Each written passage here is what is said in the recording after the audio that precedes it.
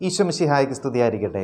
യേശുവിൽ ഏറ്റവും സ്നേഹമുള്ളവരെ, വിശുദ്ധ യോഹന്നാനീത സുവിശേഷം 19-ാം അധ്യായം 32-33 തിരുവചനങ്ങളിൽ നാം ഇങ്ങനെ വായിക്കുന്നു: യേശുവിനോടൊപ്പം ക്രൂശിക്കപ്പെട്ട 2 കള്ളന്മാരുടെ കണങ്കാലുകൾ പടയാളികൾ തകർത്തു. അതിനുശേഷം യേശുവിൻ്റെ കണങ്കാലുകൾ തറക്കാനായി യേശുവിൻ്റെ അരികിലേക്ക് വന്നപ്പോൾ ആ പടയാളികൾക്ക് മനസ്സിലായി യേശു നേരത്തെ തന്നെ മരിച്ചു കഴിഞ്ഞിരുന്നു. അതുകൊണ്ട് അവർ യേശുവിൻ്റെ കണങ്കാലുകൾ തകർത്തില്ല, അസ്ഥികൾ തകർത്തില്ല.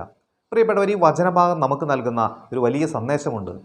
യേശു പാപരഹിതനായിരുന്നു, പാപത്തോട് മരിച്ചവനായിരുന്നു. അതുകൊണ്ട് യേശുവിൻ്റെ അസ്ഥികൾ തകർക്കപ്പെട്ടില്ല.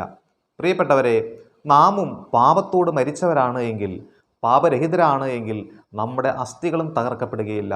നമ്മുടെ അസ്തിത്വത്തിന് ഒരു തകർച്ചയും സംഭവിക്കുകയില്ല. അതിന് ദൈവം ഒരിക്കലും അനുവദിക്കുകയില്ല. അതാണ് വചനത്തിൽ ഇങ്ങനെ പറയുന്നത്. 1 പത്രോസ് 2:24.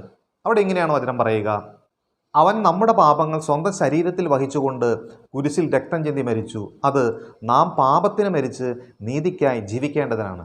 പ്രിയപ്പെട്ടവരെ, അതുകൊണ്ട് പാപത്തെ വെറുത്തുപേക്ഷിച്ചുകൊണ്ട് പാപത്തിന് മരിച്ചവരായി ജീവിക്കാൻ നമുക്ക് പരിശ്രമിക്കാം. പരിശുദ്ധാത്മാവ് നമ്മെ ശക്തിപ്പെടുത്തട്ടെ. ആമേൻ.